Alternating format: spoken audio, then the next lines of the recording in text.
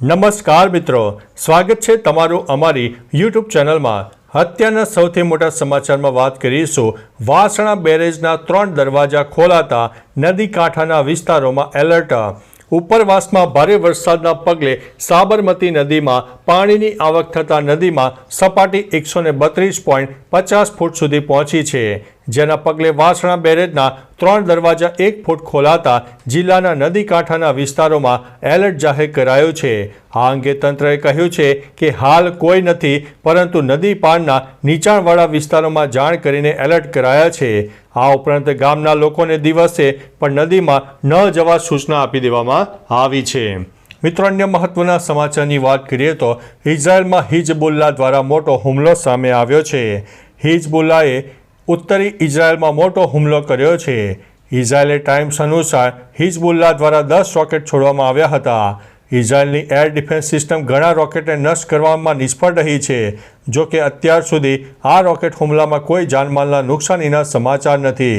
હિઝબુલ્લાએ કહ્યું છે કે આ હુમલો દક્ષિણ લેબનીઝ શહેર સિડોનમાં શુક્રવારે હુમલામાં હમાસના એક અધિકારીની હત્યાના જવાબમાં કરાયો હતો। મિત્રો, અન્ય મહત્વના સમાચારની વાત કરીએ તો પાકિસ્તાન આર્થિક રીતે સંકટથી ઘેરાઈ ગયું છે। એક આર્થિક સર્વે દ્વારા જાણવા મળ્યું છે કે દેશના 74% લોકો માસિક ઘર ખર્ચ પૂરો કરવા માટે પણ ઝઝૂમી રહ્યા છે। ગત વર્ષની તુલનાએ આ આંકડો 14% વધારે જોવા મળ્યો છે। જમિયત ઉલેમાએ ઇસ્લામ ફઝલના વડા મૌલાના ફજલુર રહેમાને એક ખેડૂત સંમેલનમાં જણાવ્યું હતું કે શહેબાઝ શરીફની સરકાર પાકિસ્તાનના અર્થતંત્રને પુનર્જીવિત કરવામાં નિષ્ફળ નીવડી છે। મિત્રો, અન્ય મહત્વના સમાચારની વાત કરીએ તો એક સમાચારે અદાણીને કરોડો રૂપિયાનું નુકસાન કરાવ્યું છે।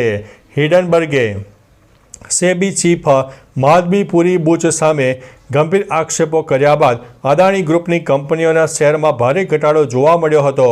Adani total gas 5%, Adani power 5%, Adani green energy 3%, Adani energy solution 3%, Adani enterprise 3% અને અદાણી પોર્ટ્સ 2% સુધી ગગડી ચૂક્યા હતા।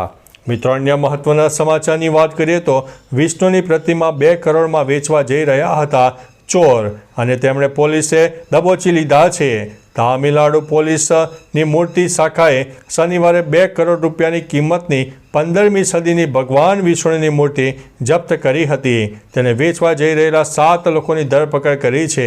8 ઓગસ્ટના રોજ પોલીસે એક સૂચનાના આધારે તંજાવુર ત્રિચી નેશનલ હાઈવે પર એક વાહનની તપાસ કરી હતી, જે દરમિયાન તેઓએ એક કાર અને 2 ટુ વ્હીલર રોકીને ભગવાન વિષ્ણુની 2.5 ફૂટની ઊંચી મૂર્તિ જપ્ત કરી હતી।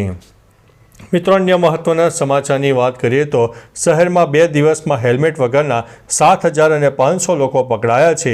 અમદાવાદ શહેરમાં 2 દિવસમાં હેલ્મેટ વગરના 7,500 લોકોને પકડી પાડવામાં આવ્યા છે, જેનાથી કુલ 38 લાખનો દંડ વસૂલાયો છે।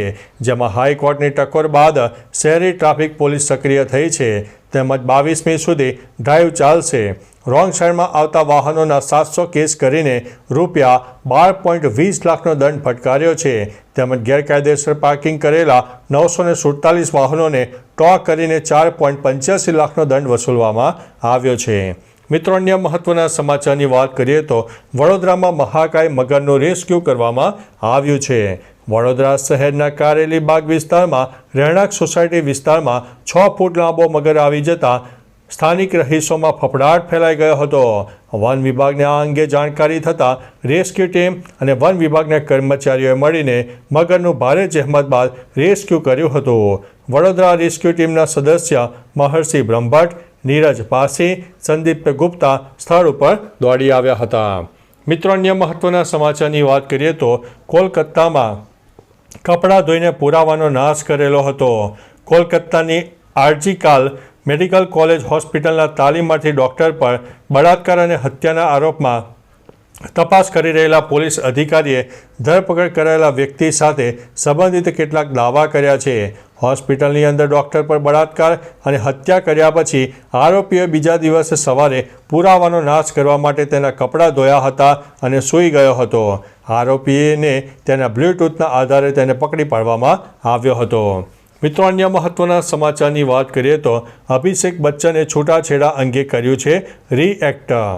ઐશ્વર્યા અને અભિષેકના છૂટાછેડાની વાતને લઈને ઘણી ચર્ચાઓ થઈ રહી છે. છેલ્લા કેટલાક મહિનાઓથી તેમના છૂટાછેડાની અફવાઓએ ઘોડાપુર આવ્યું છે. હવે ઐશ્વર્યા રાય સાથે છૂટાછેડાની અફવાઓ પર અભિષેકે મૌન તોડ્યું છે અને યુકે મીડિયા સાથે તેણે તેમના લગ્નની વીંટી બતાવીને કહ્યું છે કે તેઓ હજી પરિણીત છે, એટલે કે તેના છૂટાછેડા લીધા નથી. તેમણે એમ પણ કહ્યું છે કે તે જાણે છે કે લોકો આવા સમાચાર કેમ ફેલાવે છે. મિત્રો, અન્ય મહત્વના સમાચારની વાત કરીએ તો કોંગ્રેસની ન્યાય યાત્રા રાજકોટ પહોંચી.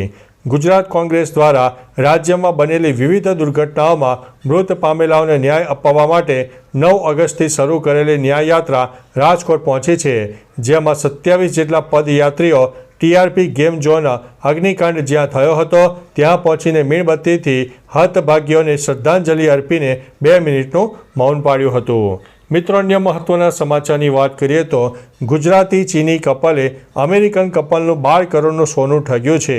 2 વૃદ્ધ અમેરિકન કપલની જીવનભરની બચતને સોનામાં પરાવર્તિત કરીને છેતરપિંડી કરવા બદલ ગુજરાતી ચીની કપલની ધરપકડ કરવામાં આવી છે. હોમલેન્ડ સિક્યુરિટી ઇન્વેસ્ટિગેશનના અધિકારીઓ દ્વારા આશરે 1.4 મિલિયનની છેતરપિંડીના આરોપમાં ગુજરાતના હરમીશ પટેલ અને ચીનના વેન હુઈ સુનની ધરપકડ કરવામાં આવી છે. હાલ બંનેની ઓપરેશનલ હેઠળ તપાસ કરવામાં આવી રહી છે. મિત્રો, અન્ય મહત્વના સમાચારની વાત કરીએ તો રાજ્યમાં મોટી મુશ્કેલીના એંધાણ. રાજ્યની જીવાદોરી સમાન નર્મદા ડેમની જળ સપાટી 135.63 મીટરે પહોંચી ગઈ છે. તેની મહત્તમ સપાટી 138.68 મીટર છે, જેમાં તે ફૂલ ભરાઈ જાય છે. આ સિઝનમાં નર્મદા ડેમ 90% ભરાયો છે. હાલ ડેમમાં 2.13 લાખ ક્યુસેક પાણીની આવક થઈ છે. ઉકાઈ ડેમ પણ ફૂલ ભરાવાની તૈયારીઓ ચાલી રહી છે. બીજી તરફ રાજ્યના બાકીના 49 ડેમ હજી પણ હાઈ એલર્ટ ઉપર છે. દક્ષિણ ગુજરાતના 13 જળાશયોમાં 75.37% જળ સંગ્રહ છે. મિત્રો, અન્ય મહત્વના સમાચારની વાત કરીએ તો વિદેશ જવાની લાઈમાં યુવકે 9 લાખ રૂપિયા ગુમાવ્યા છે. વિદેશમાં નોકરી કરવાની હોડમાં કારણે લોકો સાથે ફ્રોડ થવાનો સિલસિલો યથાવત છે. ત્યારે પાલનપુરના મલાણા દેવપુરા ગામના 2 યુવકોને સિંગાપોરમાં માસિક 2 લાખના પગારવાળી નોકરી મેળવવાની લાલચમાં 9.30 લાખ ગુમાવ્યા છે. જેમાં પાલનપુરમાં રહેતા ઈસમે સિંગાપોરમાં પોતાની કંપનીમાં નોકરી રાખવાનું જણાવીને સિંગાપોર લઈ ગયા બાદ નોકરી ન આપીને પૈસા પરત ન કરીને છેતરપિંડી કરાતા પોલીસ ફરિયાદ દાખલ થઈ છે. મિત્રો, અન્ય મહત્વના સમાચારની વાત કરીએ તો અરશદના સસરાએ તેને ભેટમાં ભેંસ આપી છે. ઓલિમ્પિક સુવર્ણ ચંદ્રક વિજેતા પાકિસ્તાનના અરશદ નદીમને ભલે રોકડ પુરસ્કારો અને અન્ય મૂલ્યવાન ઇનામોથી સન્માનિત કરાયો હોય, પરંતુ તેના સસરાએ આપેલી ભેટની ચર્ચા ચારે તરફ થઈ રહી છે. અરશદના સસરા તેને ભેંસ ભેટમાં આપી રહ્યા છે. આવી ભેટો ગ્રામીણ વિસ્તારોમાં પરંપરાનો એક ભાગ છે. સ્થાનિક મીડિયા સાથે વાત કરતા અરશદે કહ્યું છે કે તેમના ગામમાં ભેંસ ભેટ આપવી એ ખૂબ જ મૂલ્યવાન અને સન્માનજનક માનવામાં આવે છે. તો ચાલો મિત્રો, ફરીથી દેશ અને દુનિયાના સુપરફાસ્ટ સમાચાર લઈને મળતા રહીશું. ત્યાં સુધી અમને રજા આપશો. નમસ્તે.